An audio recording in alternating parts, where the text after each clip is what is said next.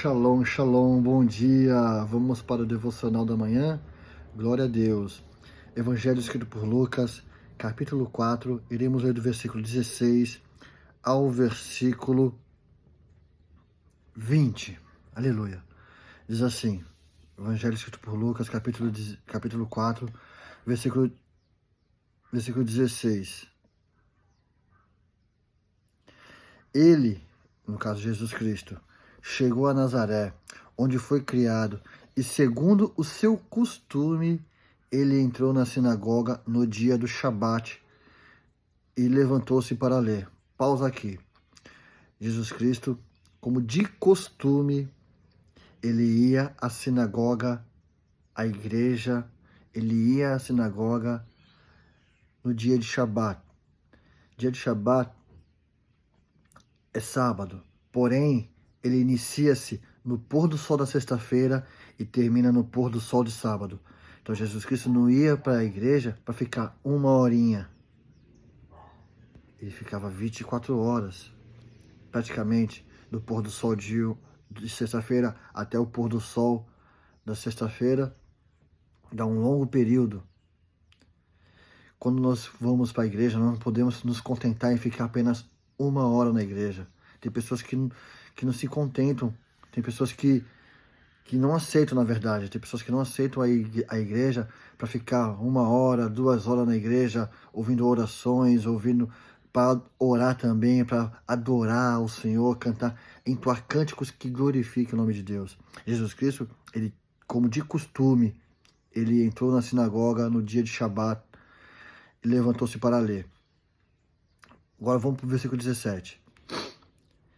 E ali foi entregue o livro do profeta Isaías. E tendo aberto o livro, achou o lugar em que estava escrito.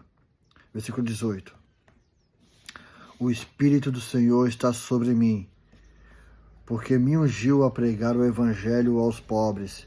Ele enviou-me para curar os quebrantados de coração, para pregar libertação aos cativos e restauração da vida vistas aos cegos, para pôr em liberdade os oprimidos.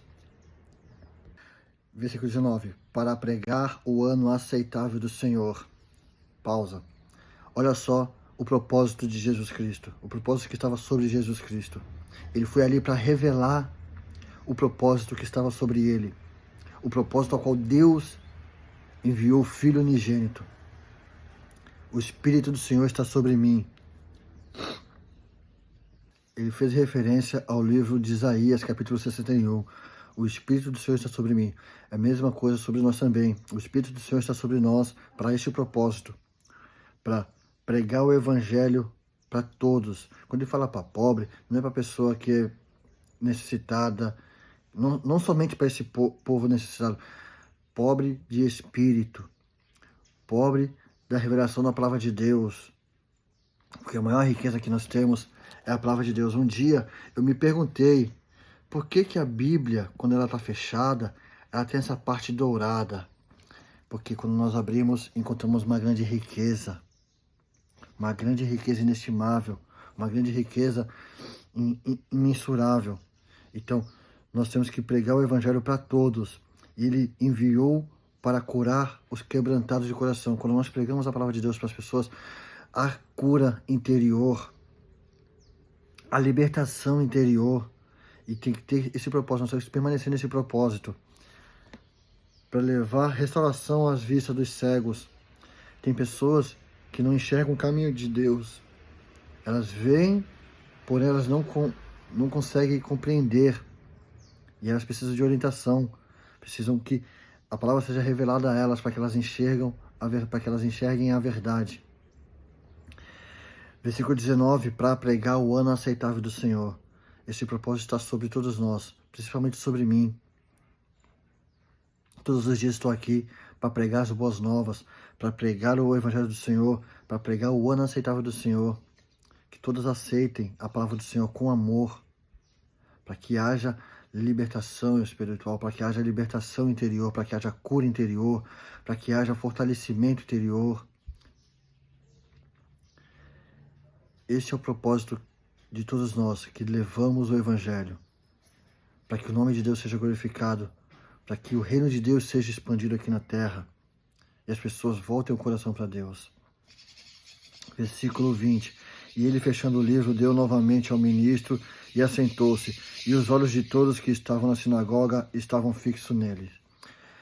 Não se esqueça, Jesus Cristo, ele é o centro do evangelho, mas nós também temos que levar essa palavra todos os dias.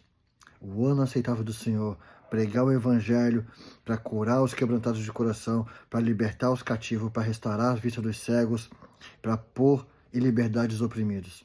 Aceite a palavra do Senhor, que ela vai fazer tudo isso dentro de você, interiormente, de dentro para fora.